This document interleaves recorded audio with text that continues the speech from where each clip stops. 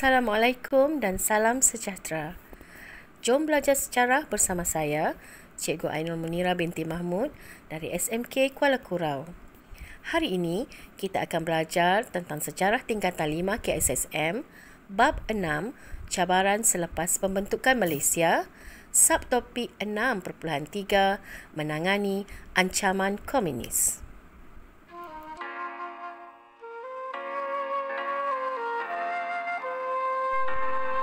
Ancaman keselamatan di Sarawak dan ancaman keselamatan di Semenanjung Malaysia. Baiklah, kita akan lihat terlebih dahulu ancaman keselamatan di Sarawak. Ancaman gerakan politik. Gerakan komunis bermula sejak pendudukan Jepun oleh CCO. Komunis terlibat dalam politik menentang gagasan Malaysia.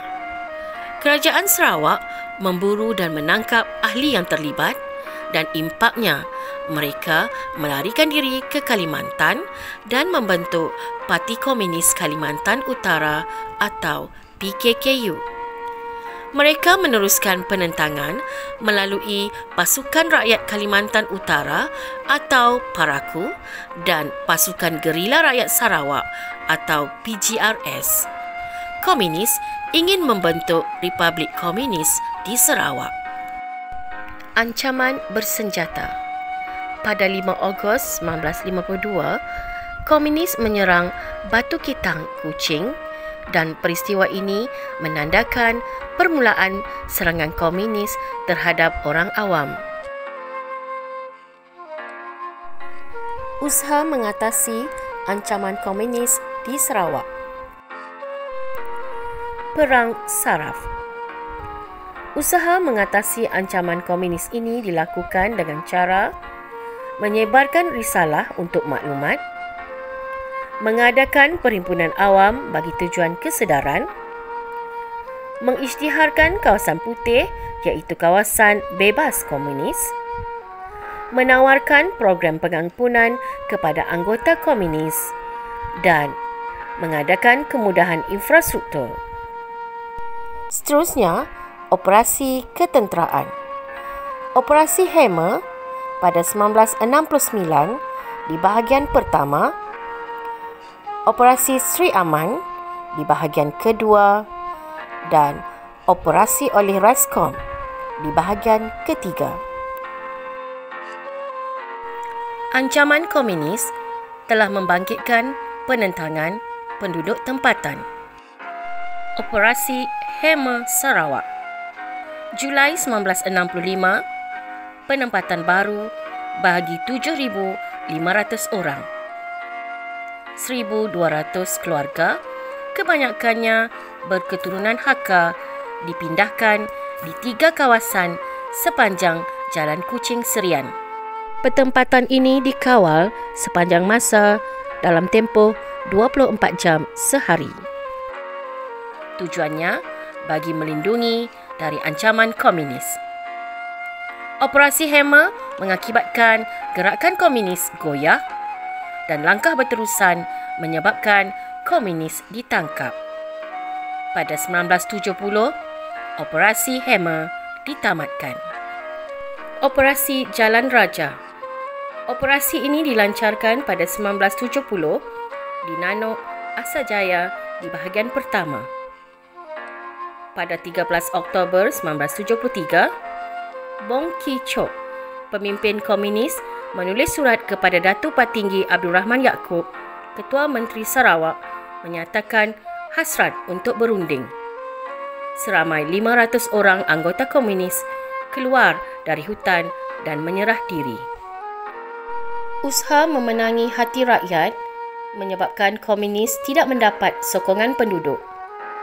Pada 21 Oktober 1973, Ketua Menteri Sarawak menandatangani memorandum persefahaman. Anggota komunis CCO menyerah diri dan berakhirlah ancaman komunis di Sarawak.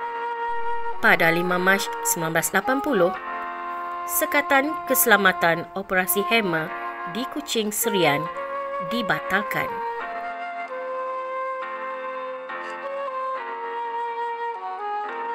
Ancaman keselamatan di Semenanjung Malaysia. Pembunuhan anggota keselamatan.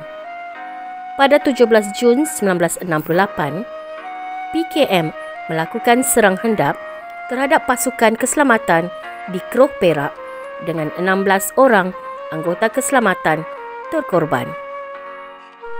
7 Jun 1974, PKM menembak mati Tan Sri Abdul Rahman Hashim, Ketua Polis Negara di Kuala Lumpur.